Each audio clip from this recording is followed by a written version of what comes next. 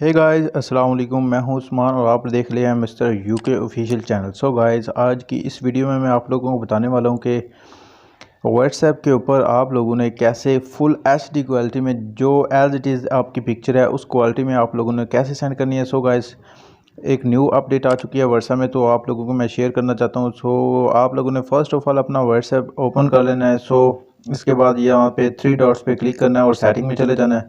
Setting में जाने के बाद आप लोगों ने यहाँ पे स्टोरेज एंड डाटा में क्लिक करना है। सही है। उसके बाद यहाँ पे लास्ट पे जो लिखा हुआ है यहाँ पे फोटो अपलोड क्वालिटी, सही है।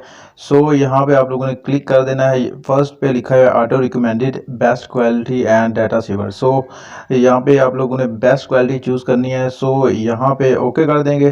सो जो भी आप पिक्चर वीडियो जो भी आप लोगों ने सेंड करनी है या किसी को आगे भी शेयर करनी है, सो एज इट इज़ जो उसका पिक्सल होगा, जो उसकी क्वालिटी होगी, वो उसी में यहाँ से सेंड होगी।